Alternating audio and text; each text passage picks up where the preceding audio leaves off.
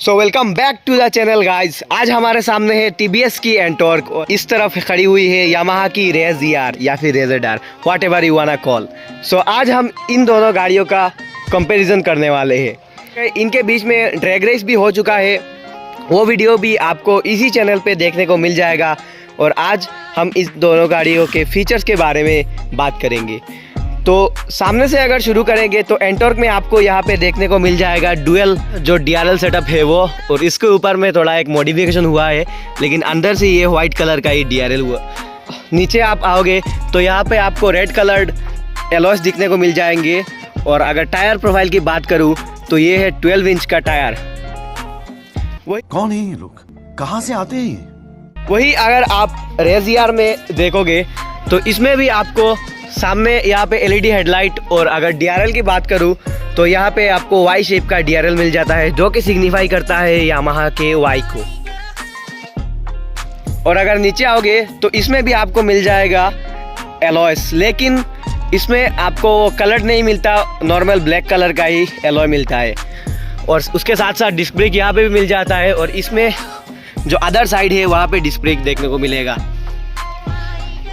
और सामने से बाकी दोनों गाड़ियाँ पूरा ही सेम है, क्योंकि इसमें भी आपको हेलोजन बल्ब मिलता है इंडिकेटर के दौर में, और यहाँ पे भी आपको हेलोजन बल्ब मिलता है इंडिकेटर के दौर में। लेकिन वही इसके साथ अगर आप देखोगे तो आपको TVS का स्मार्ट X कनेक्ट देखने को मिल जाएगा, और इसमें भी आपको यामाहा कनेक्ट देखने को मिलता है। लेकिन इसकी अगर इंस्ट्रूमेंट क्लस्टर की बात करूँ तो ये कंपेरेटिवली बहुत ही छोटा है।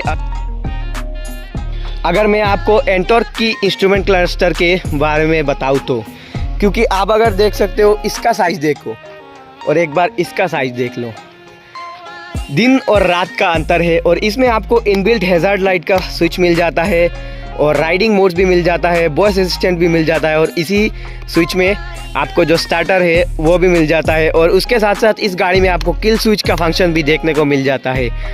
और ये वेरिएंट है रेस XP वेरिएंट, मतलब एक्स्ट्रा पावर। और वही इस तरफ है पास लाइट और इंडिकेटर के लिए 2 स्विचेस, और यहाँ पे हॉर्न। और वही अगर मैं इसकी कुछ स्विचेस के बारे में आपको बताऊँ तो यहाँ पे आपको ऑटो ऑन ऑफ का, ऑटो इंजन कट ऑफ का जो फीचर होता है उसका बटन देखने को मिल जाएगा।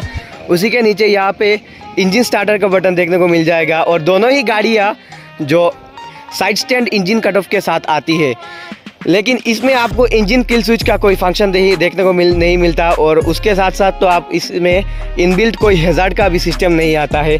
वही अगर अदर साइड में आते हैं तो यहाँ पे भी अपर, डिपर और पास का ऑप्शन मिल जाता है, यहाँ पे इंडिकेटर का ऑप्शन मिलता है, और यहाँ पे हॉर्न मिलता है।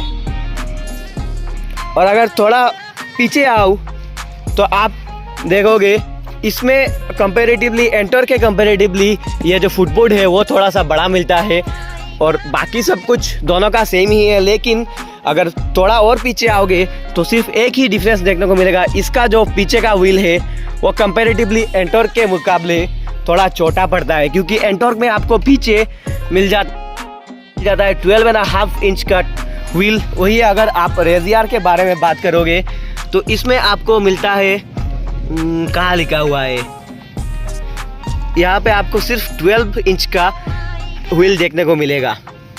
तो अभी अगर थोड़ा और पीछे आओ तो इसमें आपको पीछे हेलोजन बल्ब मिलता है, और ये थोड़ा मॉडिफिकेशन हो रखा है इसलिए ऐसे व्हीलिंग कर रहा है। और यहाँ पे भी आपको हेलोजन बल्ब में इंडिकेटर का सिस्टम देखने को मिलता है। वही अगर एंटॉर्क के बारे में बात करूँ तो एंटॉर्क में आपको यहाँ पे LED टेल लाइट देखने को मिल जाएगा, और नीचे हेलोजन बल्ब का आपको ऑप्शन देखने को मिल जाएगा। और अगर उससे थोड़ा इस साइड में आप आओगे तो यहाँ पे आपको देखने को मिलेगा एंटॉर्क का 3 बल्ब सिस्टम, और ये जो ट्रांसमिशन है ये CBT ट्रांसमिशन आता है। और वही आप अगर यहाँ पे रेज ER के बारे में बात करोगे तो इसमें आपको 2 बल्ब इंजन देखने को मिलता है। इसके वजह से यामाहा वाले ने ना ये कहीं पे भी मेंशन नहीं किया है कि ये 2 बल्ब इंजन है। और नीचे यहाँ पे आपको यामाहा का V बेल्ट टेक्नोलॉजी देखने को मिलता है, जो कि मतलब ऑटोमेटिक में वर्क करता है। लेकिन कंपैरेटिवली CVT अच्छा मिलता है आपको V बेल्ट टेक्नोलॉजी से, क्योंकि जब इनिशियली आप गाड़ी को छोड़ोगे तो आपको इसमें यामाहा के V बेल्ट टेक्नोलॉजी में थोड़ा जर्क देखने को मिलता है।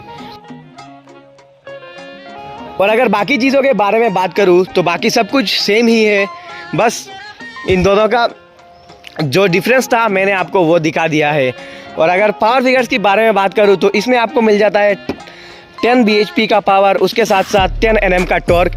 वही अगर बात करूँ यामाहा के रेजियर के बारे में तो इसमें आपको मिलता है 8 bhp का पावर और उसके साथ साथ 10 Nm का टॉर्क। लेकिन इसमें आपको हाइब्रिड टेक्नोलॉजी मिलता है जिसकी वजह से इसमें जो 60 से 70 का माइलेज आराम से गाड़ी आपको दे देगी। लेकिन अगर TVS की एंटोर के बारे में बात करूँ तो ये सिर्फ आपको 35 से 40 तक की माइलेज दे सकती है। उससे ज़्यादा आप ना ही उम्मीद करो तो बेहतर होगा। तो बस इतना ही था इस वाले वीडियो के लिए।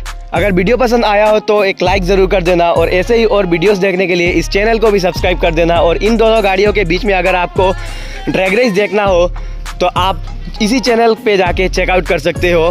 तो मिलते हैं किसी और वीडियो में किसी और टॉपिक के साथ। कौन है ये लोग, कहाँ से आते हैं ये? Till then ride safe, drive safe.